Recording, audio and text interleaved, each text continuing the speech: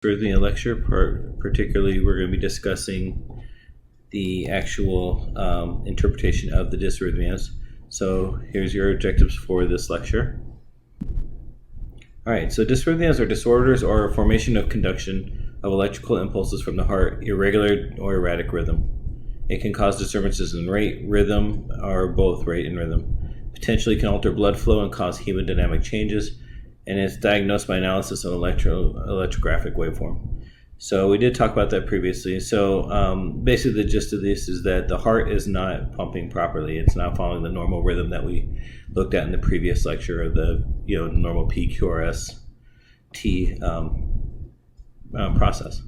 So dysrhythmias are generally, the way they're named is according to the site of the origin of impulse and then the mechanism of formation or conduction involved. For example, if it starts in the SA node and it's a slow rate, it's going to be sinus bradycardia. So for the sinus for the sinus node, and then bradycardia. Here's a list of the common dysrhythmias that we will be discussing and going over. You should be familiar with these for this program. All right, and you'll notice in the book there are stuff like first degree block, which is something we'll discuss. But the rest of the second degree and second degree AV blocks type 2 and the third degree block we will not be tested on. They're good to be aware of, and if you want to review the characteristics of, most hospitals do request that these are things that the nurses are aware of and can identify. So remember, so we're going to go through these. I'm not going to read every one of them because you guys should be able to read through review the information. Just some key points about them. Normal sinus rhythm, like I said, it looks, you got a P for every QRS and a T. The rate, if you notice here, you've got a 3-second mark here that goes all the way to here. So there's only a 3-second strip on this paper. If you were to happen to count how many there are, you've got 1, 2, 3, 4 beats in a 3-second strip. So if you were to double that, that'd be 8 times. You could figure 8 beats in a 6-second thing. So 8 times 10 would be an 80 beats. So roughly this heart rhythm is 80 beats per minute. Things to notice is a constant interval of the PR interval is important to remember. A PR of 0.12 to 0.2 seconds is the normal amount. Sinus bradycardia. Notice you've got the PQRS T interval. The normal 0.12 for the PR interval, but you will notice that the spacing between the beats is differently. For example, like here's your 3-second strip. All right, if you go there, so 3 times 2 is 6 times 10. You're looking at a heart rate of roughly 60. That's just for this section here. So if you looked at the rhythm, it might be a little less. Sinus bradycardia can be a normal rhythm if the patient is aerobically trained athletes like marathon runners, distance swimmers, and even some people when they sleep, they tend to rest and their heart rates can drop below 60 and maintain there. It can occur in response to parasympathetic nerve stimulation or certain drugs like beta blockers and calcium channel blockers. And it also has associated with some diseases, hypothyroidism, increased cranial pressure, and then inferior myocardial infarctions.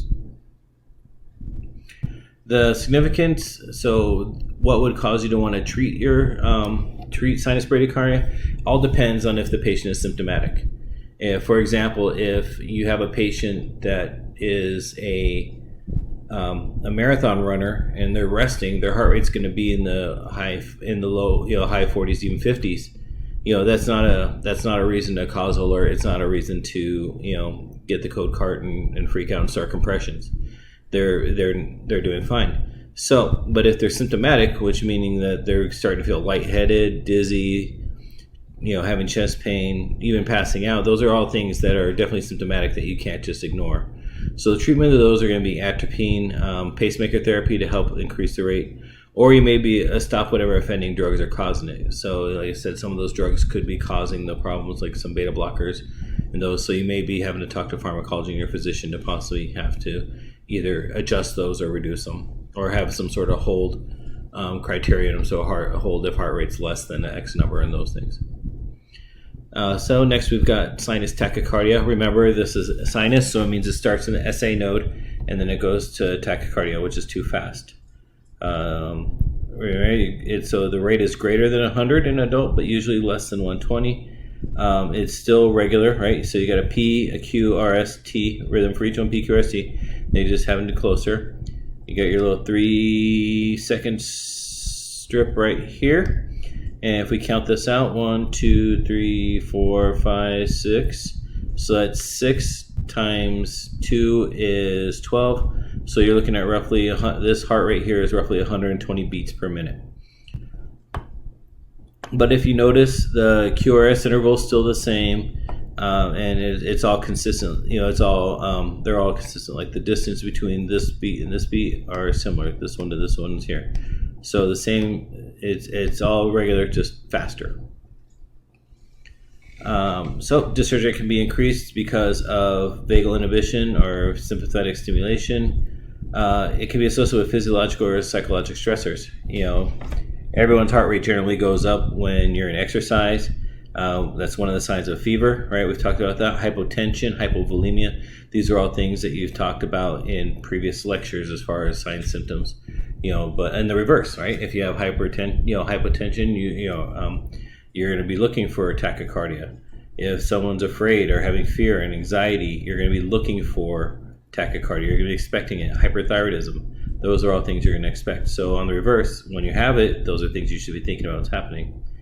It can also be effective drugs, like I said, epinephrine, norepi, atropine, caffeine. Those are all different drugs that could definitely increase your heart rate as well.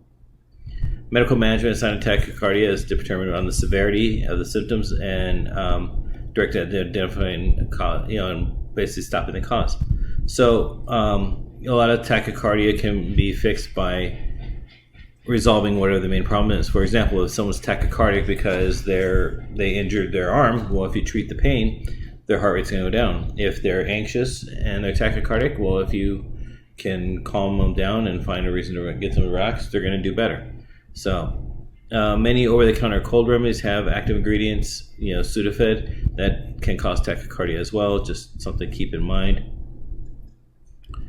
If tachycardia is persistent and causing hemodynamic instability, so then we're starting to think about, things that are being symptomatic, right? So if they're unable to function because of their heart rates, there's some things you can do as a vagal maneuver, where you start bearing down against the clonus. So it's like you're pretending like you're forcing a bowel movement, you're not. Forceful sustained coughing. These are all things that can stimulate the vagus nerve. A cold stimulus to the face, such as immersing the face in ice water, or even a bag of ice on the face would work as well. And then, or if you can medication management, metoprolol, beta blockers can help reduce the heart rate. Okay, wrong button. Okay. So next we're going to A flutter. A flutter is atrial flutter. So like I said, so it's no longer originally in the SA node. So it's not a sinus. It's coming from the atrium and it's a flutter. So if you look at it, it's kind of like a normal, like a sawtooth pattern. That's the way to identify this. Now the important thing about atrial flutter is to remember, if you look at it, it is an irregular rhythm. It's a dysrhythmia. It's not normal, but it's regular. So it's it's regularly irregular, right? It's the same saw. P wave, PQ, PPQ. See, it goes through the rhythm the way irregularly. You treat the symptoms are chest pain, shortness of breath, low blood pressure. The goal is to slow the ventricular response and by increasing the AB block. So you're going to try to, it's basically your goal is to keep the rhythm, try to slow the rhythm down to make it so they'll match up. You can use calcium channel blockers, anti-dysrhythmia medications. Pretty much if you work on any hospital floor, you're going to see covert as one of the drugs of choice. And then to maintain sinus rhythm, amiodarone and Tambicor are other ones that you'll see frequently. Secondly, you can do electrical cardioversion. This is performed to convert atrial flutter into sinus rhythm. It can be done emergency or electively.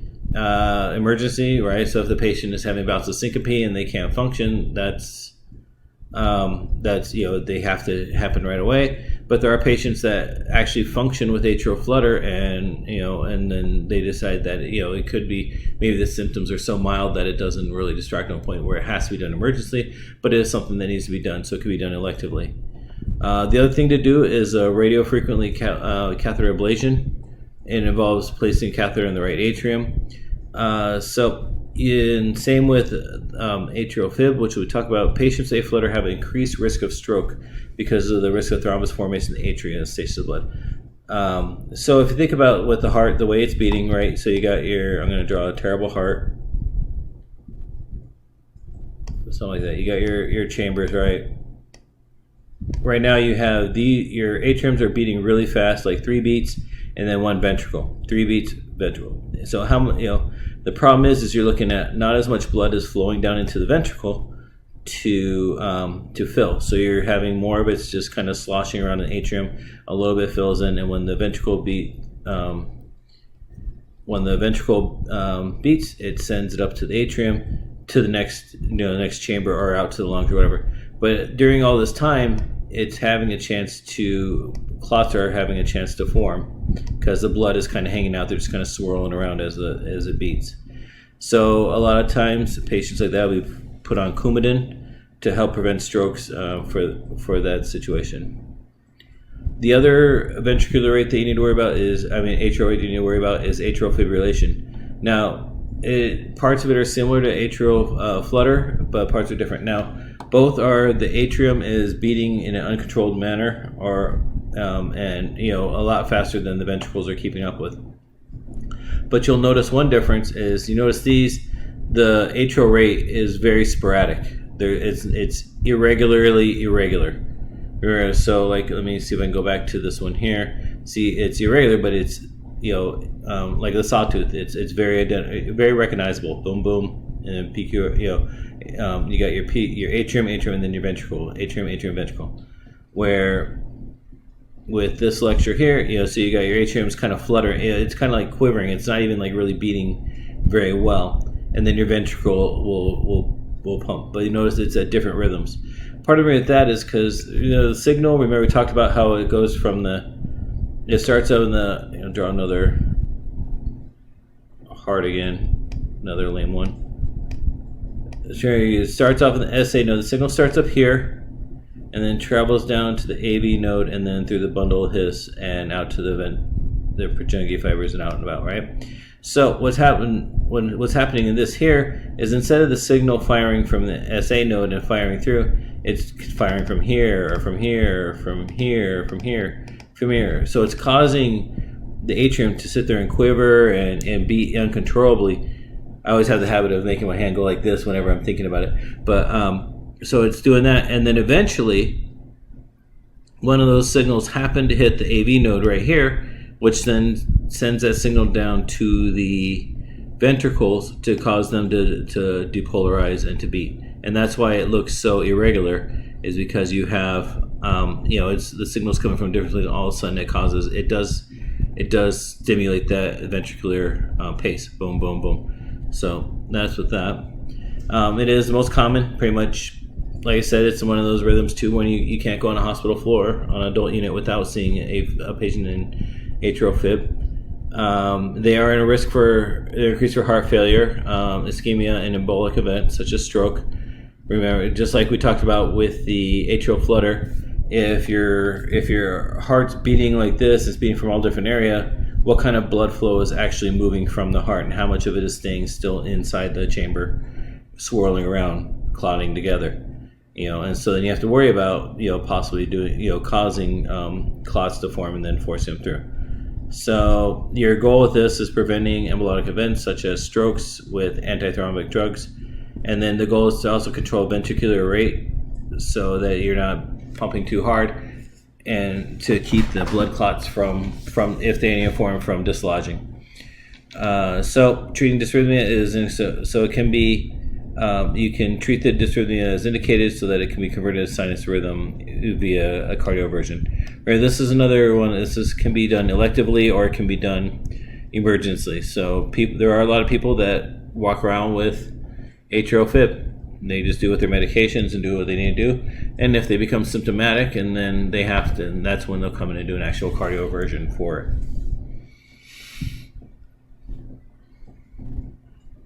Going through this, drugs of choice. You got your calcium channel blockers, beta blockers, digoxin, and dendronone. And drugs for conversion and maintenance are most common amiodarone and albuterol. So once again, treatments are emergency or elective, anticoagulation. You do radiofrequency ablation, and the maze procedure with cryoablation. Those are kind of what they do is they actually scar the heart. They find out wherever the heart is firing from. So you have your heart, and the signal is firing from here, here, here, here, here. It's supposed to be coming from here, traveling to here, and then down and about. So if it's firing from here, here, here, here, what they'll do is they'll actually scar the heart tissue there to kind of end those areas where they're firing from to stop them from transmitting signals. Okay, so and just things to think about and be aware of. If a patient is in AFib for longer than 48 hours, anticoagulation therapy with warfarin is needed for 3 to 4 weeks before cardioversion, and then several weeks after successful cardioversion. So if the drugs or cardioversion do not convert AFib to normal sinus rhythm, long-term anticoagulation therapy is needed. So once again, warfarin is the drug of choice, and the test you used for warfarin is your INR. So it's coming back to bring that back up to your memory again. Okay, next we have is a premature atrial contraction. So what happens is you've got your normal wave, and just every once in a while, your atrial contracts, stimulated and fires one time earlier. So you've got normal PQRST, PQRS, but then it happens again a lot sooner than you would expect. But then it goes back to the normal. Then it's a longer ratio because you just had the rhythm, and then it resets and it starts up again. See those dots of PACs. Okay, so just so that's what you're looking for with this specific rhythm. It occurs when the electrical part starts in the atrium before the next normal impulse in the sinus node. A lot of times, ectopic angina just starts in the left-right atrium, travels across the aorta through the abnormal pathway, creating a distorted P wave. So, it can be caused by coffee, alcohol, nicotine, stretched myocardium, anxiety, hypokalemia, low potassium level, and then some hypermetabolic states or atrial ischemia. Okay, so, and patients may say my heart just skipped a beat. It's something that's a common complaint. Medical management is directed towards the treatment of the underlying cause, either reducing caffeine or correcting the hypokalemia. So, sad face for cutting out caffeine. If they're more frequent, more than 6 a minute, this might indicate a worsening disaster state as onset before serious dysrhythmia such as AFib. So if you start having more and more premature atrial contractions, you want to be watching for it actually converting into AFib. Okay, in a normal heart, premature atrial contraction can result from emotional stress, physical fatigue, caffeine, tobacco, alcohol. But it can also result from hypoxia, electrolyte imbalances, diseases such as hyperthyroidism, chronic COPD, and heart disease such as valvular disease. So in a healthy patient, isolated PAC is not significant. So I do want you guys to think about, we'll talk about in class, is because we did talk about fluid electrolytes, but how could hypokalemia be a cause for some of these dysrhythmias? Next, we're going to talk about first degree AV block, atrioventricular block. So if you think about that, it's an atrioventricular block. So you have your heart.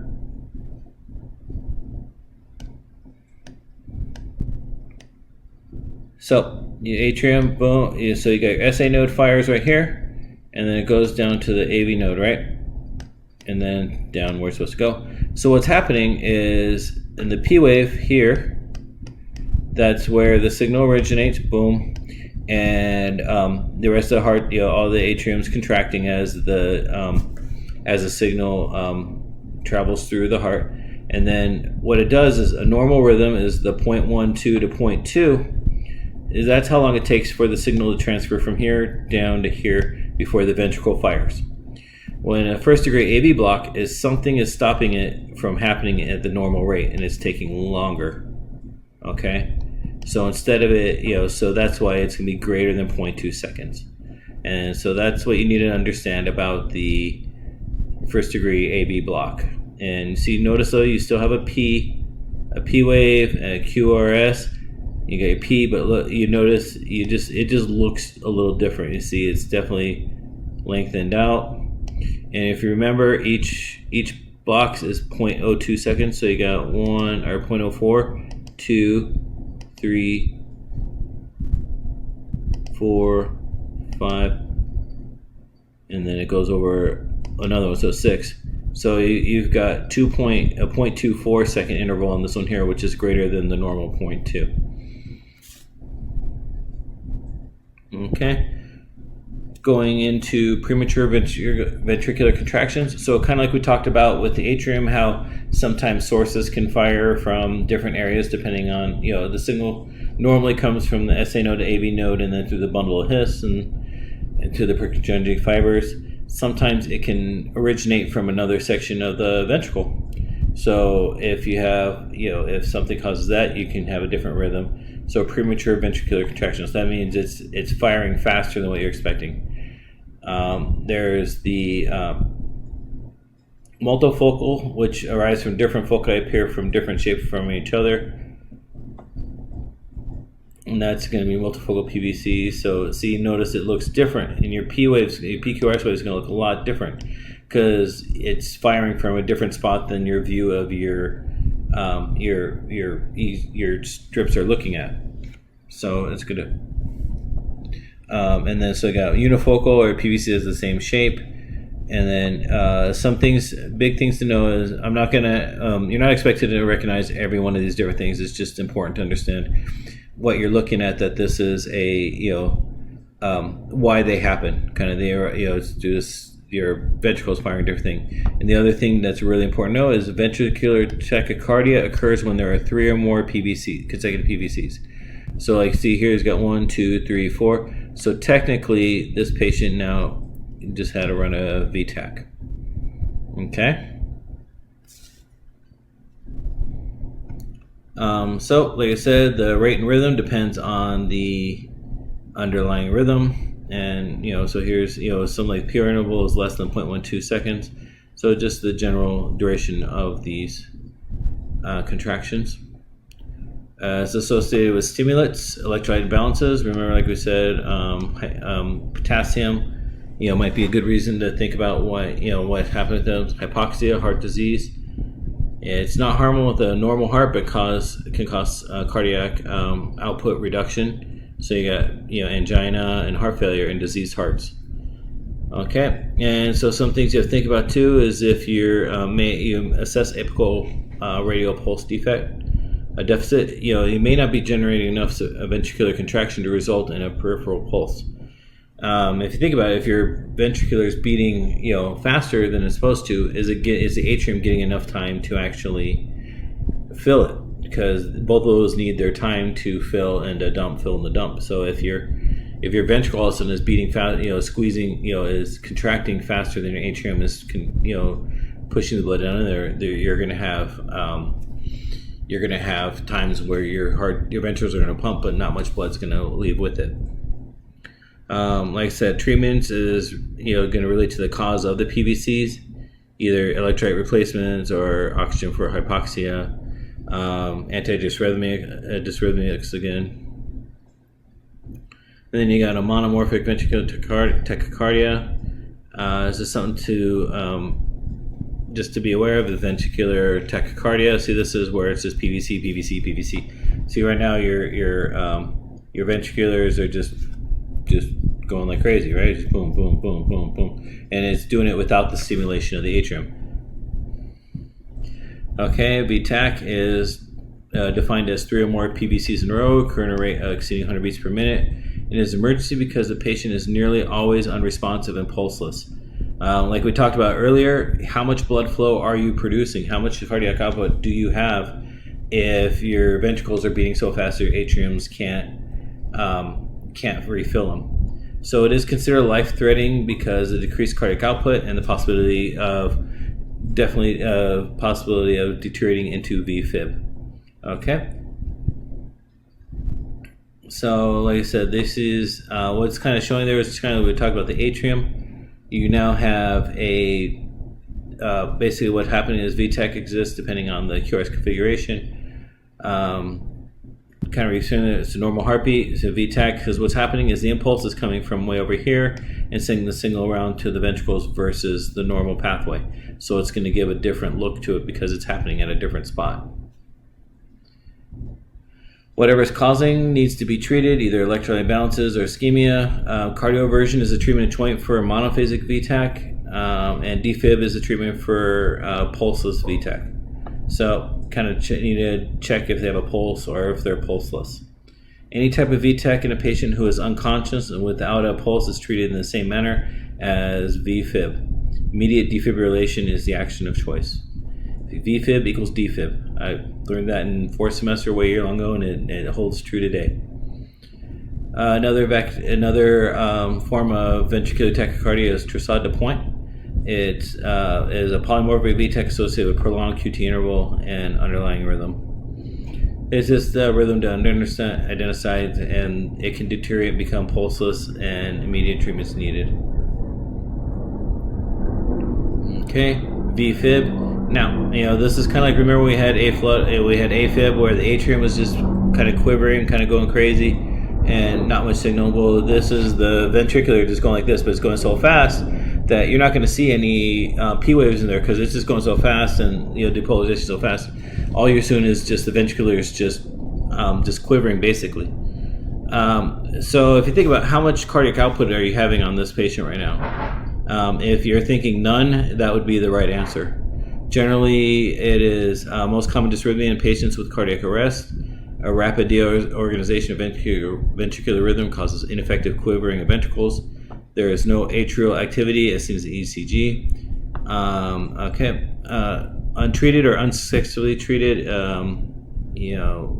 can cause by cardiomyopathy, valvular heart disease, acid-base and electrolyte abnormalities, electrical shock. Big surprise is lethal dysrhythmia. Okay, guys, if this isn't corrected, they will die. So you need to make sure you jump on it as soon as it's recognized. Patient's going to present unresponsive, right? If you have zero cardiac output, you can't be awake. You're not going to have a pulse, and you're going to be aptic, right? So then that's when you're going to start with your CPR and your ACLS, followed up with defibrillation, and then your drug therapy of epi and amiodarone. Asystole is if VFib is not, if you're unable to correct the VFib, you're going to go into asystole, which is total absence of ventricular activity. It's going to be an absence of QRS complexes. The trick is with this here is you have to confirm it on two different leads. So to confirm that it's complete heart stopped, you're going to look at two different leads. Remember, you have your lead one, different leads from the different views of the ECG. You're going to feel no heartbeat, you're going to feel no pulse, and no respiration. Once again, without immediate treatment, asystole is fatal. It is a lethal dysrhythmia and requires immediate attention. Treatment focused on high-quality CPR with minimal interruptions. And the thing you want to do is that you're going to try to identify the possible causes, and that's going to be your H and T's. These are things that are talked about in your ACLS class as well. So your H is like hypovolemia, hypoxia, your acid-base balances, hyperhypokalemias, hyperglycemia, your blood sugars, thrombus. So these are all things that you should be familiar with going through ACLS. Finally, you're going to go through idioventricular rhythm. I don't have a picture of this, but it's just be familiar with what it is. Ventricular rate is between 20 and 40 beats per minute. If the rate exceeds 40, the rhythm is known as accelerated idioventricular rhythm. It's because it's kind of a bizarre abnormal shape. Because what's happening is the SA node is not firing. Either it's firing so slow, or it's not firing at all. the AV node becomes basically the pacemaker for the heart, and the AV node can beat between 20 to 40 beats per minute on its own. So it becomes the pacemaker. So the signal is going to look really weird because you're going to be seeing, instead of it coming SA node all the way down PQRST, it's going to be firing in the middle of it, so you're going to lose a lot of the signal throughout there. Interventions: identify underlying cause, always that, and then IV epi, immediate emergency transcutaneous pacing. And then moving into pulseless electroactivity. So this is when basically the patient, there's no activity in the heart is evident, and the patient has a pulse. But just with anything, there's going to be some muscle, just some depolarization as it finally stops. So you will see some slight movement, but it has no pulse or any activity after it. You can treatment will include CPR to try to see if it can resume a pulse, and your goal is to treat the underlying cause. Moving into next, we have our pacemakers. Those are devices that provide electrical stimulant to the heart. It can be permanent or temporary. So this is kind of a general description on how pacemakers and where they're implanted and how they're placed. Some things you worry about in the hospital is after they're placed is you're going to be worried about infection, bleeding, dislocation of the lead, skeletal muscle or phrenic nerve stimulation, right? So if that pacemaker is causing a little shock on the heart, is it transferring out and causing a signal outside of the heart? Pacemaker malfunctions, never a good thing.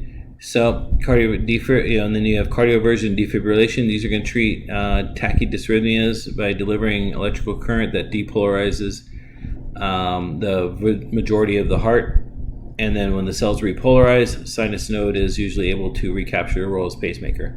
So if you think about it, that's what they're doing is there's no rhythm, so you're shocking it all, and that causes the whole heart to go through almost like a reboot, right? Resets, boom, depolarizes, and then as it comes back into, it repolarizes, then it's like everything can hopefully fall back into line. Just some placements for pedals on the defibrillation. Remember, you're going to follow whatever machine that you're using for defibrillation. Most paddles now have stickers that say where to place them on the patient. You want to make sure you have good contact on the skin pads with the paddles. Use good conductive medium. Remember, if you're cardioverting, turn the synchronize on, because you're going to cardioverting. You're going to wait till it hit the machine itself will actually pick up your rhythm and apply the shock at the right moment. Where if you're defibrillating and there's no rhythm to shock, that's when it's going to reset the heart completely. Don't charge until you're ready to shock, and make sure you call clear 3 times. You don't want anyone on the bed at the time when it's being shocked, just like you see on the shows all the time. So there is a implantable cardio defibrillator. These are basic defibrillators that are placed in the heart, so patients that are at risk for heart failure outside in the public, if their heart stops, this will defibrillate them while they are actually, no matter where they're at. See, so his underskin is there, so if his heart stops, he will be defibrillated on its own. After these things are placed, you're going to basically get a chest x-ray, ECG assessment. You're going to be monitoring cardiac output, the incision site. There's a variety of emotions that are possible, right? If you have these in there, you get body image changes, recurrent dysrhythmias, a fear. A lot of people, because there is a lot of pain when you get shocked. So there's that fear of the shock and the fear of the pain. Anxiety going home. Definitely want to set up support for discharge. Something that I haven't experienced, but I was told is make sure if you're a nurse and the patient's on end-of-life care, make sure that machine is turned off, because you don't want the patient to be passing and then all of a sudden have that thing trying to restart the heart when they're supposed to be trying to be, when they are actually passing. Well, that sums up the rhythm interpretation. Here's my link to my office hours. You guys are welcome to make appointments whenever you like. If you're not seeing an appointment time you need or that would work good for you, send me an email. I'm more than happy to work with you to make sure you get the information you need. All right, buddy. Have a good day.